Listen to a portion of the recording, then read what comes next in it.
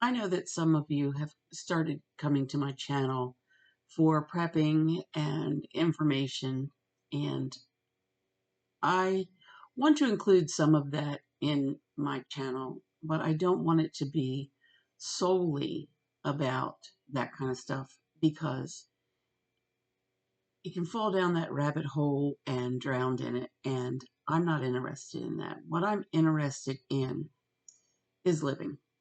So I wanted to update you today about the toilet paper issue in my area.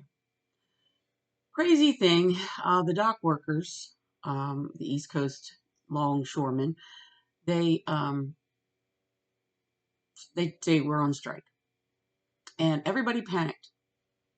And when I tell you that there's no toilet paper in my stores, I mean there's no toilet paper in my stores. Now I'm in Maryland, close to the Pennsylvania line. I'm nowhere near Tennessee, North Carolina, South Carolina, so it's not about that. It was about panic buying. A friend of mine said she went to Costco in Delaware. This was yesterday. Today is October 4th. Um, so she went to Costco.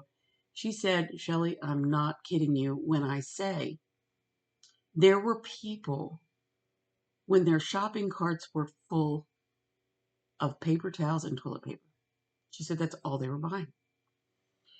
She said, I stopped and I talked to one of the people that work there at Costco, and they told her that it was insane that they were out of toilet paper the night before. Like they got a shipment in, luckily, but the night before they had been out of toilet paper, and she said it was so bad that they didn't have enough toilet paper for their own bathrooms there for the employees and for the public. Toilet paper was just gone. I want you to take this as an example of not being prepared. These people panic bought over toilet paper that is produced in the United States. So the longshoremen strike would not have affected that at all. Not at all. Um, but yet here they were, you know, panic buying and causing all kinds of havoc. So you need to consider being prepared. I did a video earlier, um, a previous video that talked about being prepared. I was down in Florida during the hurricane and nothing really happened where I was at. But the point is, you always need to be prepared. I can't say this enough. I didn't have to go out and panic buy toilet paper. I didn't have to go out and panic buy anything. I knew that if I couldn't get it, I would be okay. Now, I know that money could be an issue. I understand that some people don't have money. I know several people personally that feel that way. And I've told them repeatedly, again, tired of giving advice, but here we are. So I've told them repeatedly to, buy one can every time you go to the grocery store, buy one extra can, buy two extra cans, put them back, do these things. If you buy a pack of toilet paper, maybe put two rolls back, use that pack. And then when you buy the next one, put two more rolls back. Toilet paper doesn't go bad. It lasts for a good long time if it's stored properly. It doesn't get wet and blah, blah, blah, blah, blah. You know all the things. You're not stupid. So, there are ways around this. Years ago, I had a friend who was very poor, and she would get a nice tax return because she didn't make any money and she had like three kids. So I spoke to her. I said, listen, every year I watch you and you kind of blow your tax return. And then the rest of the year, you're crying because you don't have stuff for your family. So I took her, this one year, she got a nice tax return. I don't know how much it was, but I took her to Sam's Club. And I said, listen, I want you, well, before I took her to Sam's Club, I said, I need you to sit down and guesstimate how much toilet paper, how many paper towels, how much food that you might use for a year. Okay? You have enough money here to buy enough stuff to get you through 1 year. Now, so she sat down and she did this, and I took her to Sam's Club, and we loaded up on paper towels and toilet paper and canned goods and all the things that she estimated that she needed for about roughly a year.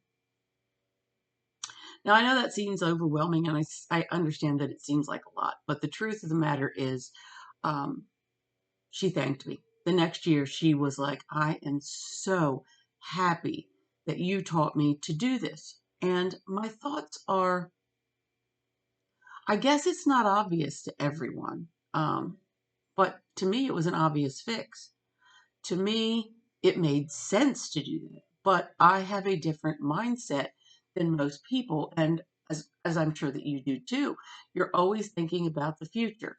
Okay, I have X amount of money today, but she would blow it. And I'm not being mean. She just would blow it. But after this shopping spree, she had enough food to get her enough food and items to get her through a year, and she had some money left over to take her kids to an amusement park. So it worked out. And again, she was thankful that I shared that with her. But don't you ever wonder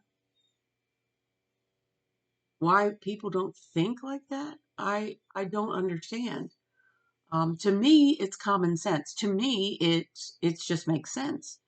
I've never gotten a big tax return. I don't.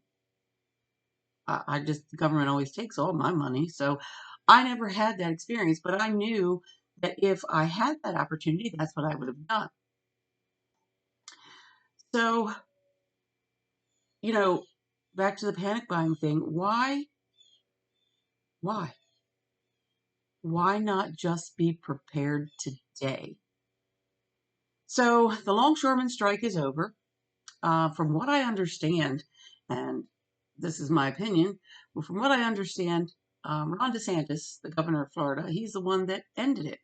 And how he ended it was he apparently said to them, look, we're going to get non-union guys to come in here and unload the docks. And the union came back and said, well, we will take a little less than we were asking for. So they took less. They got 62% instead of 77% raise. I wish I could get that kind of a raise. That would be really nice. But it doesn't work that way in the real world.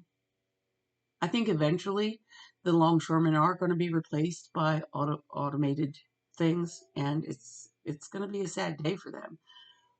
Anyway, so Ron DeSantis basically ended it, in my opinion, by doing that. It's over. It didn't last that long, and now everybody has all kinds of toilet paper and paper towels, and I hope they have a good place to store it because they may need it. One thing I wanted to go back to real quick, the friend that went to Costco, she said toilet paper now.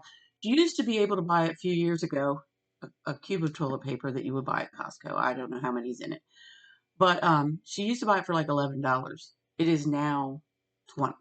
So that is almost a 50% price increase in just 4 years. I think she said it was 4 years.